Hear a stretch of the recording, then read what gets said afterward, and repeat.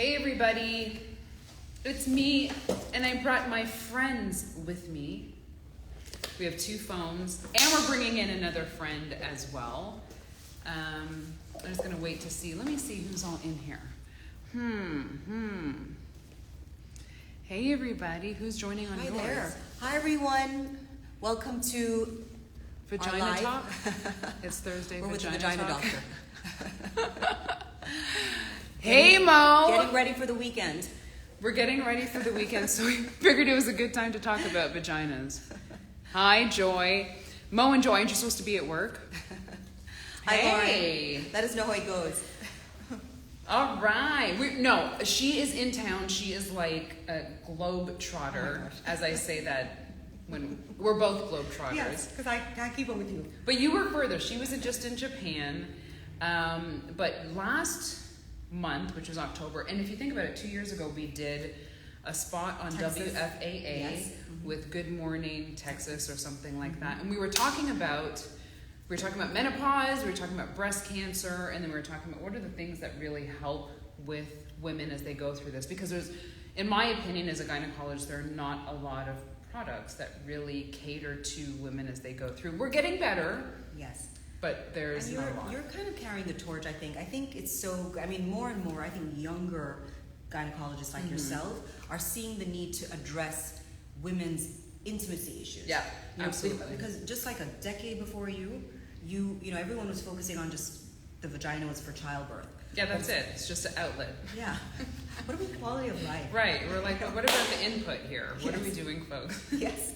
So I just love what you're doing. And from the time that we met several years ago, I love... It was like instant connection. I remember when we met, not only does she have the best Jamaican accent, because even though my parents are Jamaican, I don't have an accent. And yours You have a slight one, it's I a can tell. slight. More the But hers is Canadian. much better. But it was an instant connection. Yeah. I love that you were so direct in talking about these issues that have been really kept under the rug for so long. Yeah. That needed to be helped. I mean, if There's I no had pun intended with that, under the rug. coming from a gynecologist, Right. that's a great joke. No, but if I had you as my gynecologist, when I was going through having children and the challenges that I had and had in my relationship as a result of having children, not understanding that those were natural and there are things that could help. So, granted, the technology wasn't there at the time.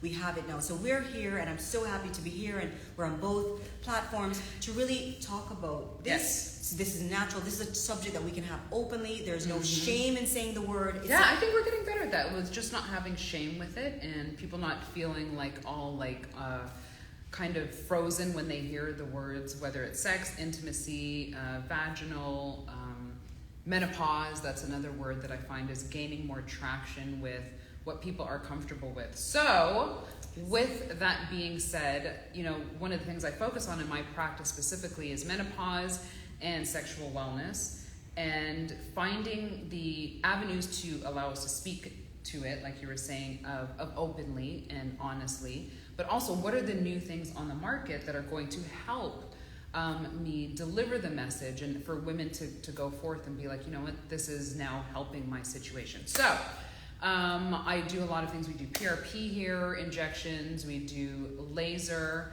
and when Lana and I met, was that 3 years ago?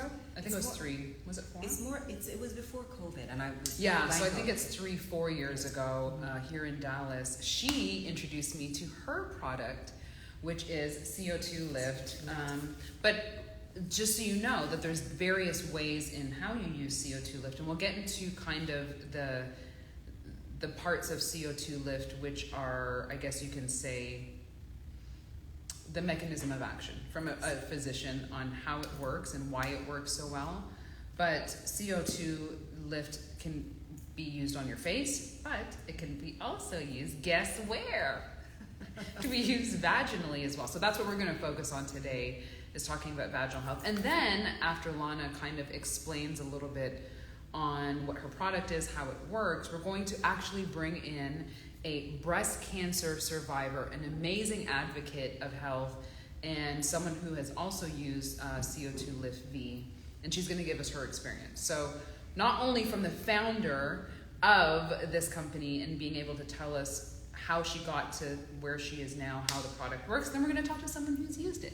So, Lana, tell people what exactly carboxytherapy is. So I'm going to hold a box because it's so pretty. I'm going to be Vanna White here. Yes, thank you. And and the inside, the pink kind of looks like, you know, a healthy vagina. Yes. All right, so we had CO2 Lift, as Dr. Shepherd was saying, is carboxytherapy. And carboxytherapy is a therapeutic use of carbon dioxide to regenerate the tissue. We had this for the face. We've been using it for the face since 2016. It's the first time that you could deliver carbon dioxide through the skin. And we have the science to back it up. Prior to this, the only other way to get the CO2 into you was through a needle. That's how it was done. And if there's some pain involved, it can only be done in a doctor's office. And there was some downtime. There are also some springs. In fact, when I was in Japan, there are some CO2 springs that have a long history of healing with the samurai. So they would go in there to get the CO2 in, and it would heal their wounds, and it would happen very quickly.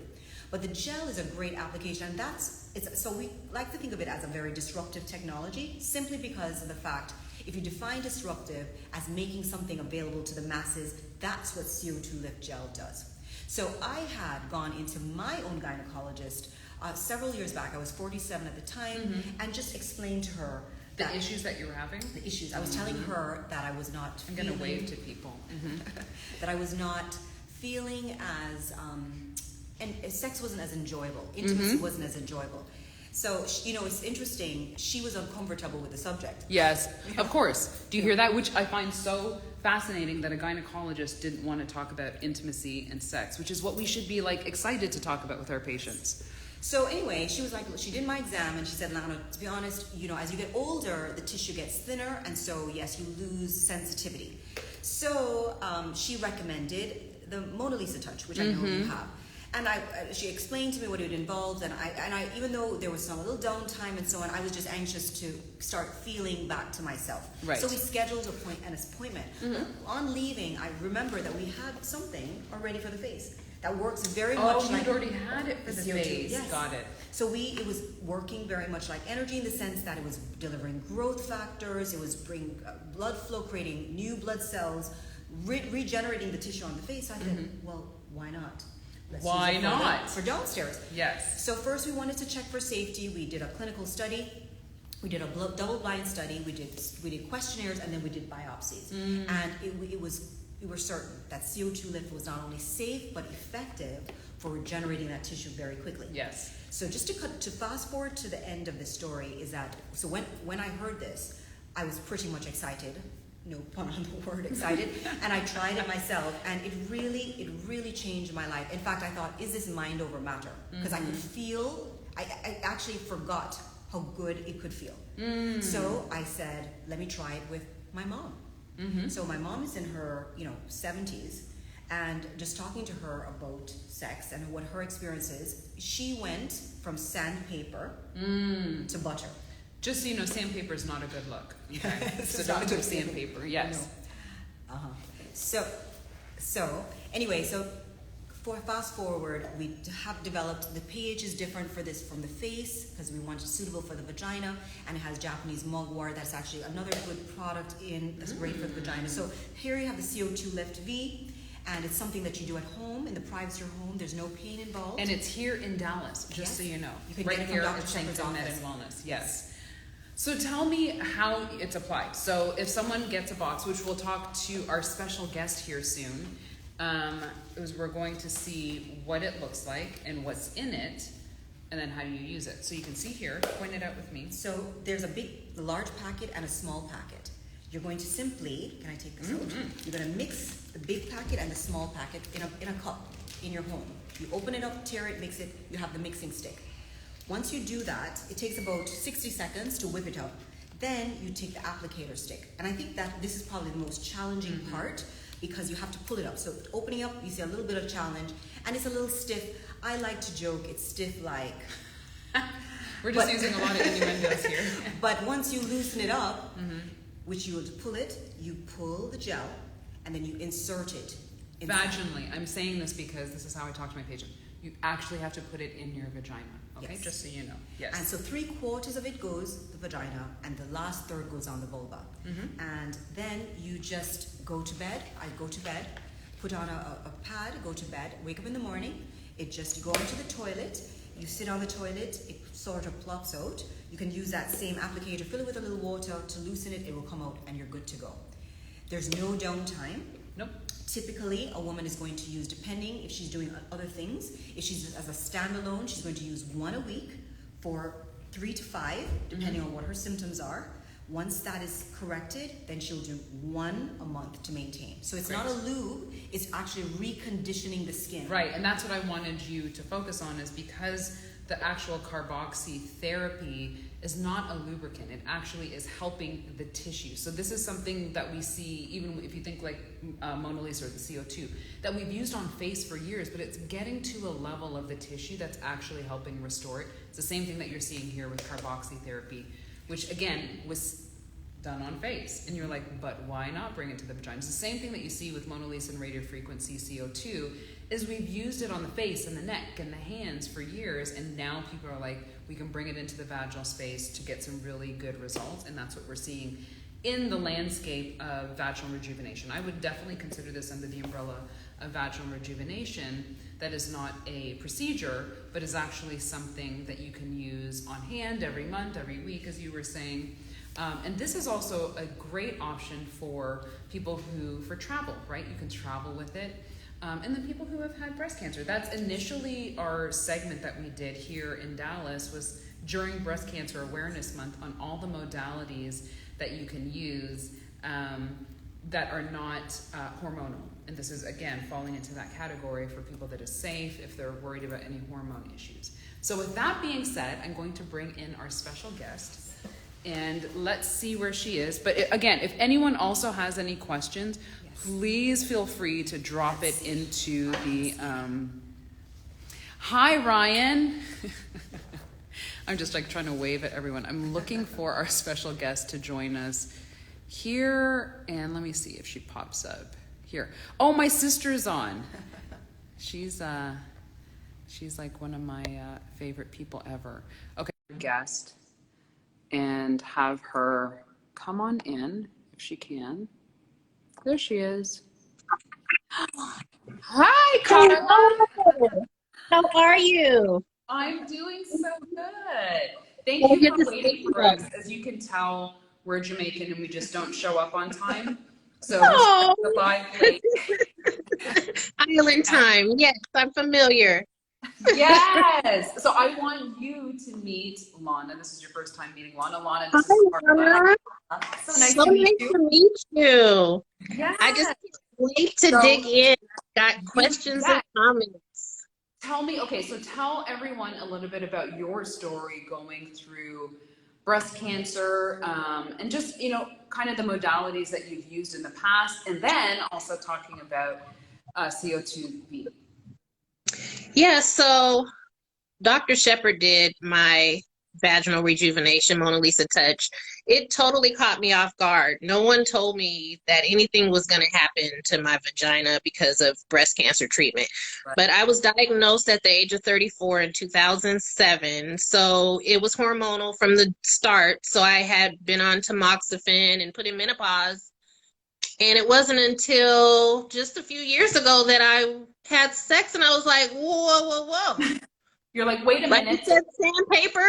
I was like, it was like shards of glass or something. I didn't have a clue. And I went to the doctor and she's like, oh, it looks like you have a little vaginal atrophy. And I'm like, what? Right. Say what? No one told me that I was going to have an older vagina because of cancer treatment.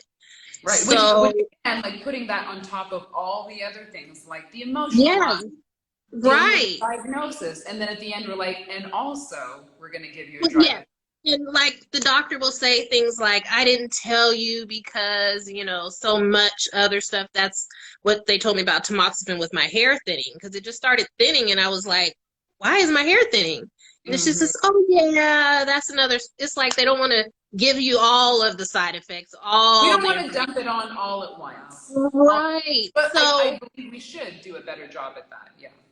especially for younger women, because I understand, you know, breast cancer has been a grandma's, mom's disease for so long, and so many younger women now are talking about getting it and talking about it.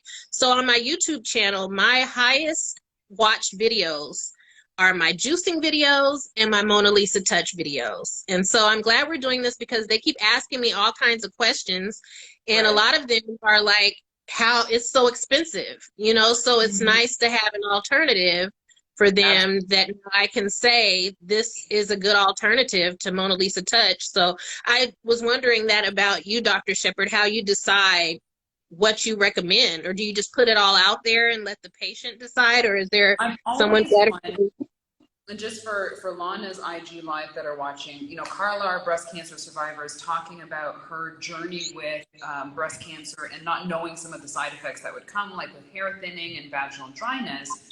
And so in the scope of vaginal dryness and addressing this with patients is what should we say? For me, I'm always like, I want you to know every option out there. And that's why, you know, we go to trade shows and conventions and figure out what's like up and coming and coming down the pipeline is really important, because you can stay very archaic if you stay in your life and don't see what's coming out. So for me, it's always about knowing what's newest in technology, what's innovative, and what other people are doing, even around the world. I think that's very people's ability to see when you still have the same disease, but you don't know all of the things that can help it, you're only limiting someone. So I always put out all the options, making sure that people, because you're going to have different entry levels and entry points of what people are ready for, where they are in their journey. And so that's why I think it's important to put everything out there. Yeah. And like you say, right now I'm not very active at the time, but if you stay ready, you don't have to get ready. And you know, let's be ready. yeah. So it's like I had no clue this was going to happen, and it really pumped the brakes on the situation. It wasn't a fun experience at all. You know, and for a married woman, it's probably different because it's your husband. But if it's someone you're dating and you're, you know, single, you're like, sorry, oops. Right. You know? Didn't know this was your experience when you were using CO2 V. Like, what? Tell me about like using it, getting it ready, mixing. Like, how did you find all of the? Yeah. So check this out. I obviously don't read very well, so I was kind of like, okay, I'm supposed to mix, but what am I mixing? And so I got on YouTube and I saw, okay, the big packet and the small packet, and I read again, and it doesn't say that. It's just, you know, one of those people that speed reads. And so I mixed the packets together, and you have the nice little wand kind of stick that you can mix everything together with. And so after you fill the syringe, you kind of have a little left, like you're saying, the little left to put on the vulva. And since I'm going through paralysis right now, so I was on a ton of steroids, and I'm just now getting back to myself. But my thighs got so stretched out, and it's just like extra skin. So I said, well, maybe I should put some on that too, because she did say it was for the face.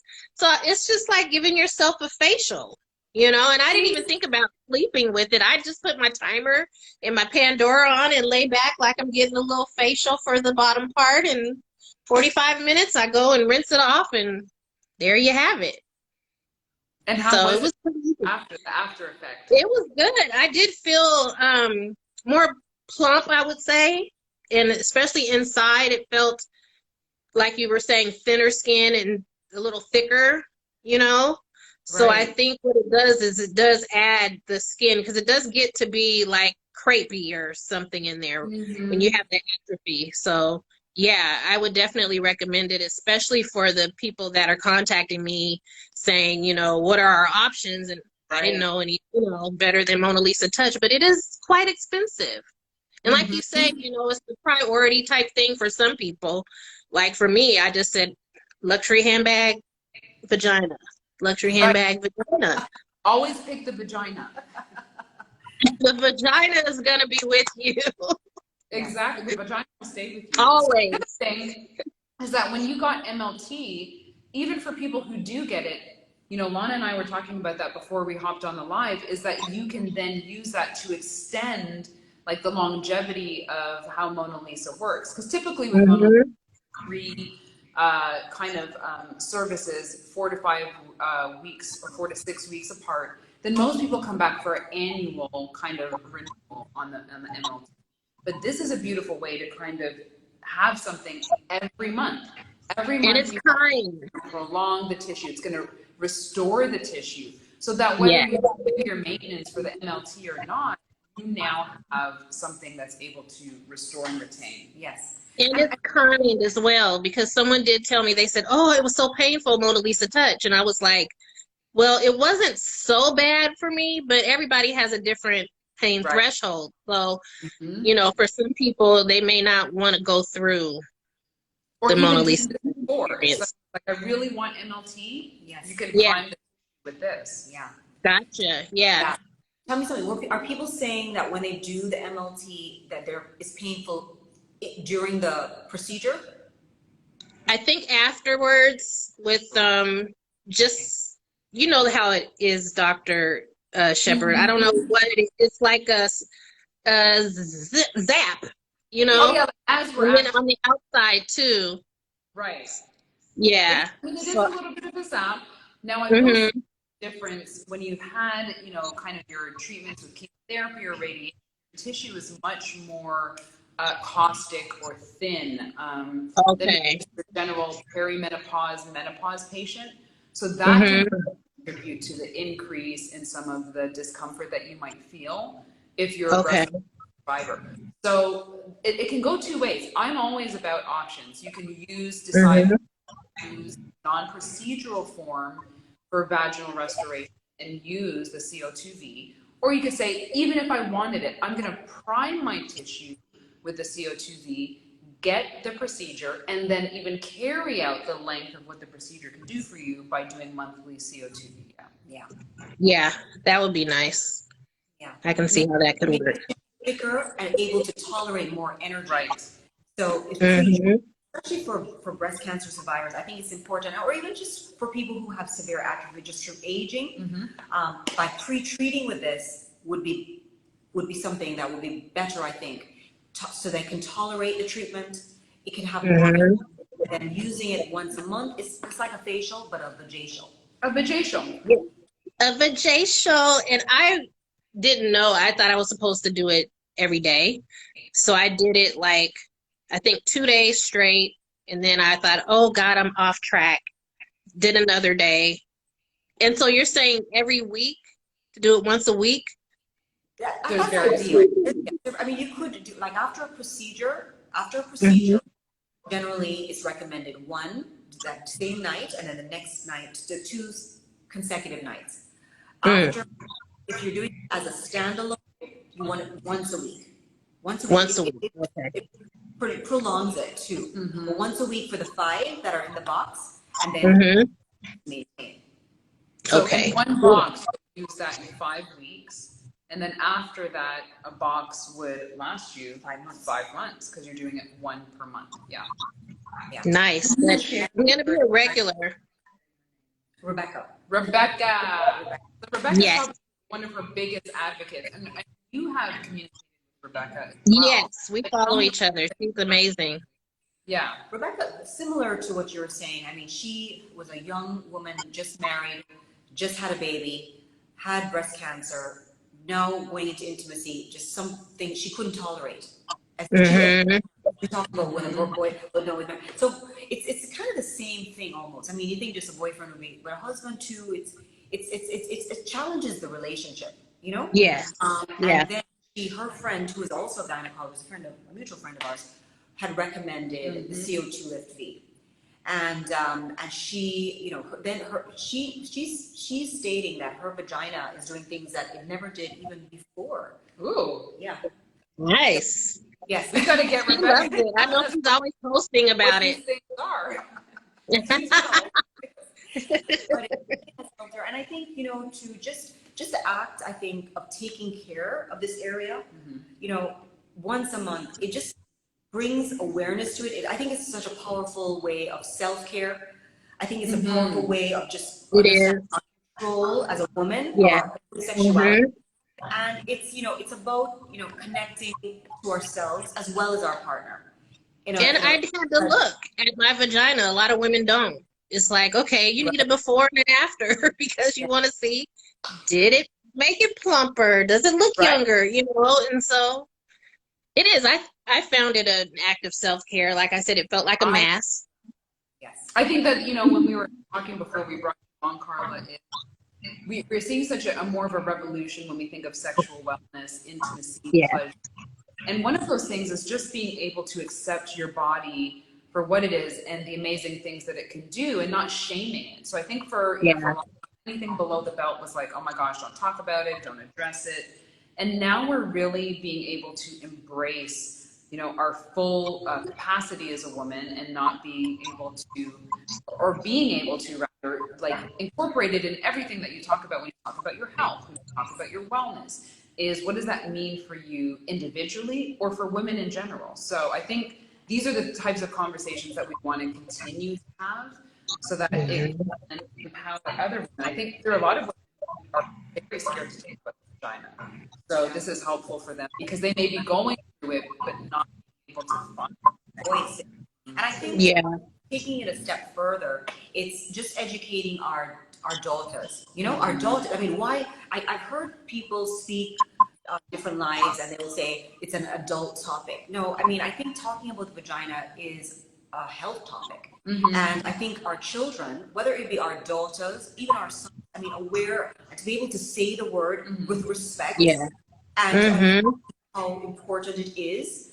And to understand that this is something you're going to need to take care of. I think that is something that we need to start talking to our children about with so they don't have shame. They don't put any other name. Especially now with, the laws like they are, we got to get the boys to understand female bodies, and understand their part in, reproduction and all this kind of stuff. It's a lot we should talk about. Yeah, I agree. For sure. Well, I am so glad that you joined us for this. Can you tell everyone who's on here about your Today Show experience and what that was like? Oh, yes, that was fun. So I was on the Today Show October 5th, so about a month ago, and just talked about my story and shared my memoir, Digging Your Heels. And so that was a bucket list vision board manifestation because I'm a big Today Show fan. So yeah, that was awesome. But I am going to do a YouTube on the COV2. Is it COV2? CO2V? CO2V. The carbon dioxide. Okay. I'm going to do a video for my YouTube people so that, because they've been asking me all about vaginal rejuvenation. I didn't even know that anyone was looking. So, if it's okay with you, we'll send Dr. Shepherd to send you another box for you to do it once a month, and so just to maintain the results that you have received. Okay, awesome. Yay! Yay! For joining us, because I always know that there are a lot of people who have heard your story, listened to what you went through, and really take what you say and they're like, oh my gosh, thank you so much for saying something about that. I too had those issues. So this is another feature of what you can share with your audience in knowing options that they have when it comes to their sexual wellness, intimate care, and self-care, like we said. Yeah, absolutely. It's amazing. Well, thank you for creating this. So nice to meet you. So nice to meet you. You too. Thank you so much. Thanks, Dr. Shepherd. You're welcome. Hope to see you soon. I'm going to be a regular. I'm going to come by. I got a lot of work to fix. We got you covered. Just okay. Bye. Right. Bye. Bye-bye. Bye, everybody. Bye, everyone. Thanks for stopping by. Yes, thanks for coming by. All